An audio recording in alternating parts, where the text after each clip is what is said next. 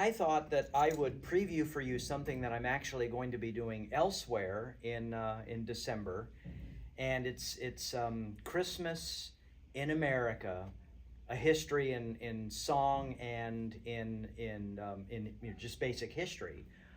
Unfortunately, you're not going to get the song part over here because this is so new. I haven't even got that ready yet. But I'm starting with some really interesting stories about Christmas origins in America. From the very beginning until, well, right about, the middle of the 20th century or so.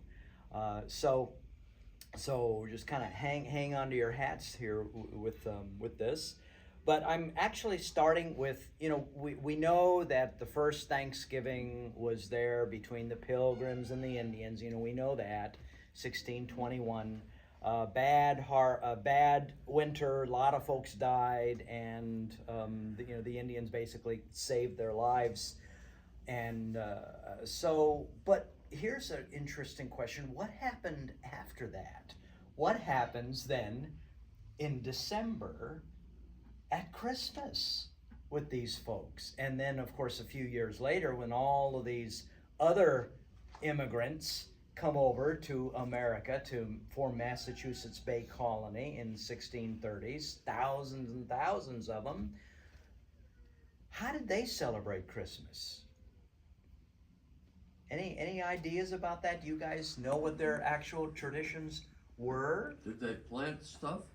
Well, you got a point, Doug, because celebrating Christmas could get you fined in Puritan New England. Or, as Governor Bradford wrote in his diary about his account of Plymouth Plantation, when he saw folks not working on December 25th because they were just kind of wanting to party and take a few days off, he sent them back to work.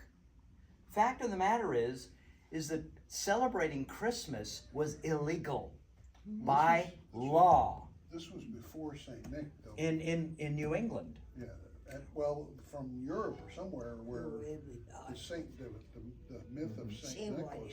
Well, yeah, you're right. You're absolutely right, Joe. That's going to definitely come after the 1600s. It's going to come a little bit later. That's very true. That's absolutely right. But the question is though, why would they make something that we kind of take for granted and something that's so wonderful? Why would these very godly people make Christmas illegal? It's not in the Bible. Because it's not there, exactly. We have to understand that these folks who came over and were the founders there, they were very Bible-centered people. And what they would say is, well, number one, you look in the Bible and there ain't no such thing, right? There's no December 25th celebration.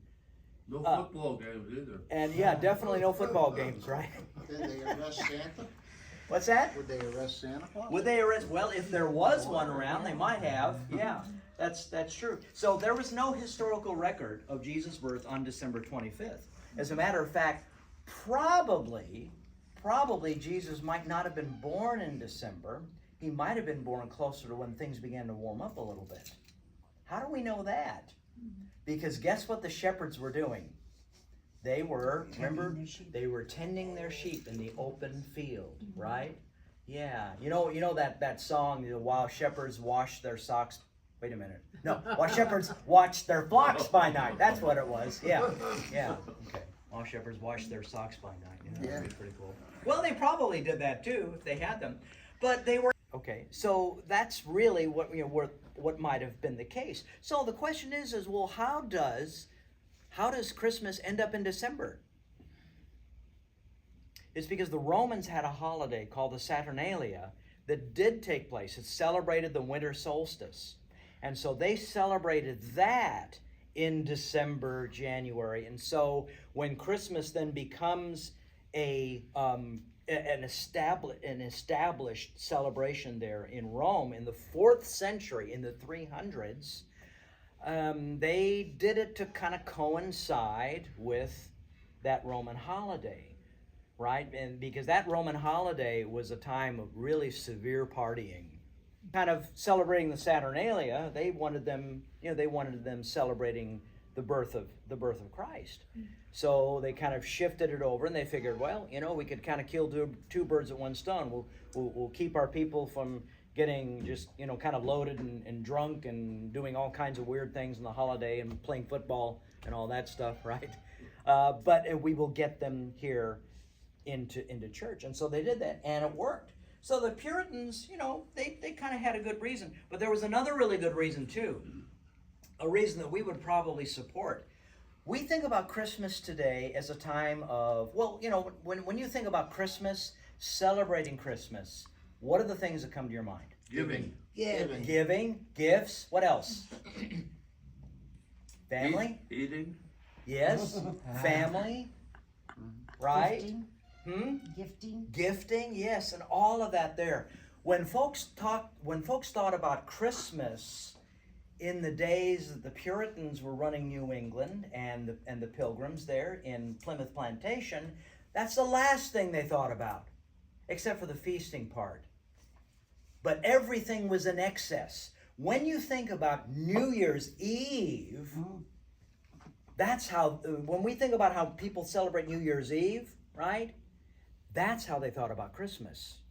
We're going to eat until we puke. We're going to drink until we can't stand up. We're going to thumb our noses at authority. And we're going to do other things that are associated with drinking, right?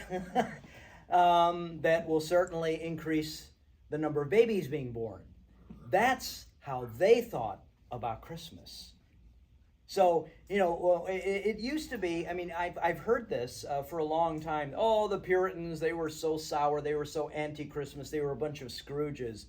Well, if you think about what I just told you, the way that people, especially working class people, right? A lot of the fishermen in the New England area, how they celebrated Christmas, you'd probably want to put limits on it too, wouldn't you? There was just all kinds of things. The question is why did you have all of this excess, right? Why all of this? Why was this the way that they thought about it? Well, again, they're not thinking in terms. These people that are coming over here are primarily Protestants. If they were Catholics, it might have been different, because the Roman Catholic Church had a seriousness about Christmas maybe that the Protestants didn't. And so since there was no Christmas tradition really among a lot of these Protestant English people for so long, it just became a time of partying. The question is why then? Why December? Well, one of the things to think about is that these folks lived in a society that we don't have anymore. They were agricultural. They were farmers and fishermen and things like that. And what happens when it gets really cold and the harvest is done? What do you do if you're one of these farmers or fishermen? Do you go to work? No, you drink.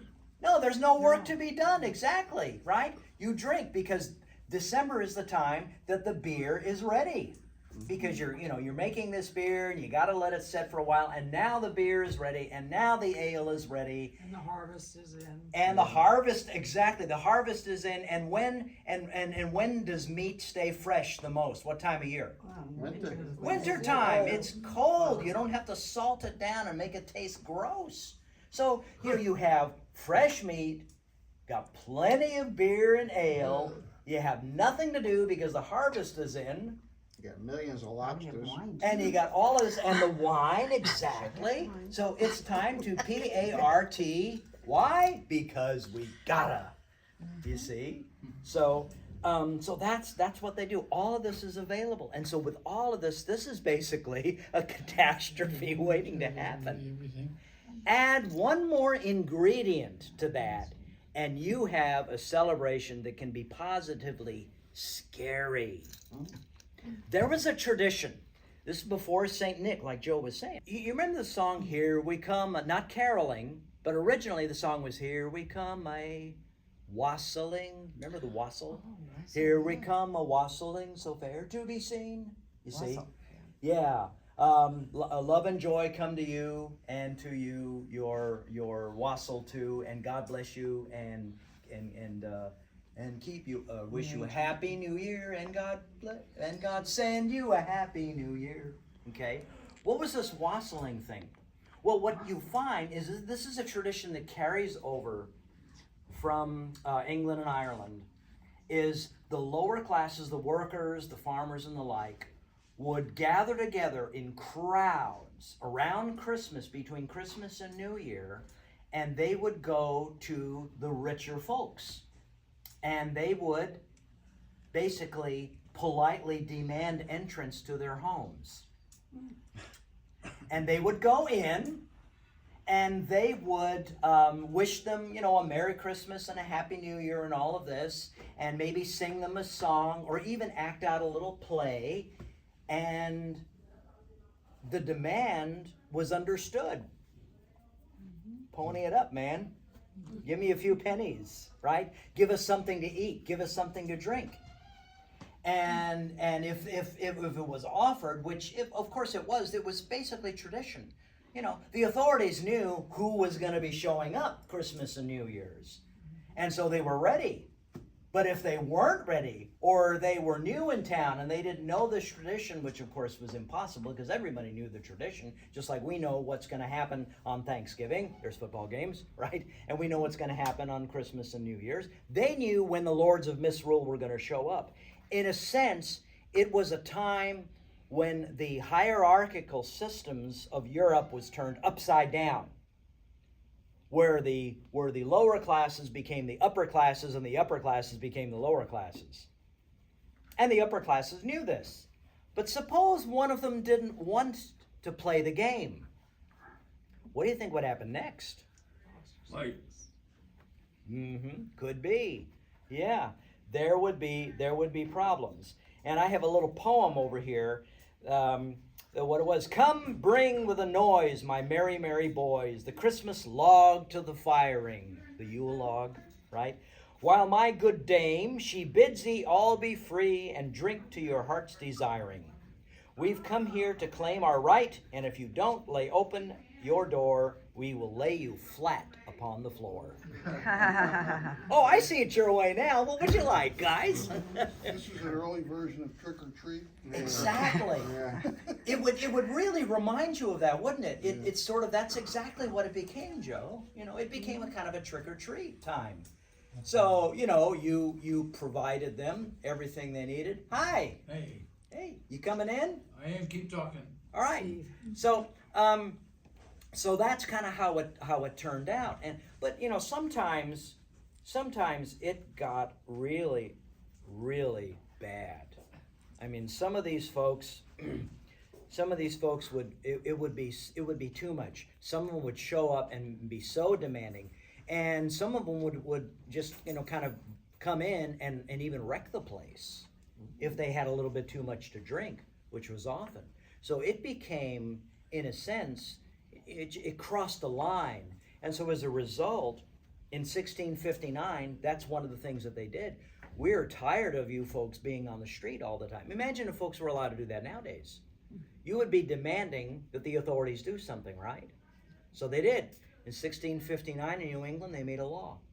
5 shillings fine on you celebrating Christmas. I don't know what that would be in modern money, but that's pretty hefty expense at a period of time when money is scarce in the colonies. So, so they try to suppress it, but it really doesn't last. You kind of figure, yeah, there's a law, there's a fine, but then you have to ask the question, because every law can only be effective if what takes place? Enforced. If it's enforced, yeah, you got to enforce it. So lots of times they just didn't enforce it. It would have been too much.